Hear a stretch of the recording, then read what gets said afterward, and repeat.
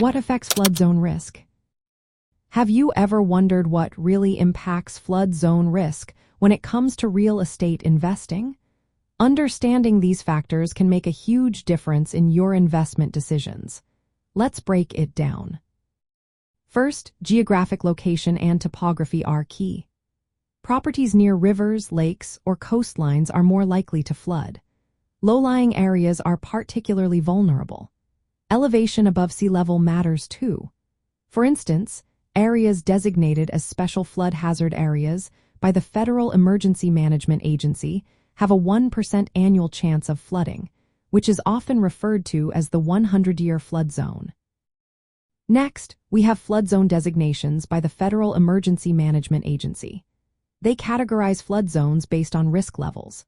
High-risk zones, like A zones, have a significant chance of flooding and requiring mandatory flood insurance for federally backed mortgages.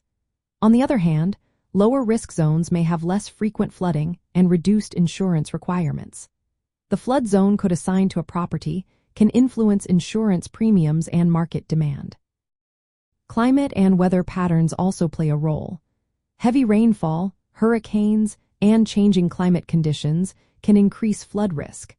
Areas that experience tropical storms or have increasing precipitation trends are at a higher risk. Climate change is gradually altering flood risk maps, making some previously safe areas more vulnerable over time. Infrastructure and drainage systems are another important factor. The presence and condition of levees, dams, and stormwater drainage systems can affect flood risk. Well-maintained infrastructure can help reduce risk, while aging or inadequate systems may increase vulnerability to flooding. Land use and development impact flood risk too. Urbanization and changes in land use can affect how water is absorbed.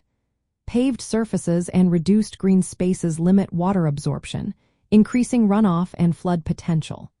Properties designed with landscaping to absorb water or elevated structures can help mitigate flood risk.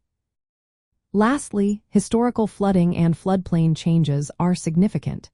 Past flood events and changes in floodplain boundaries influence risk assessment.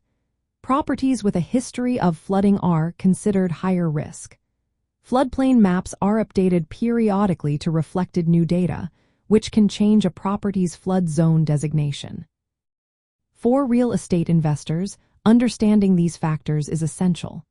Properties in higher-risk flood zones typically requiring flood insurance, which can be costly and impact cash flow.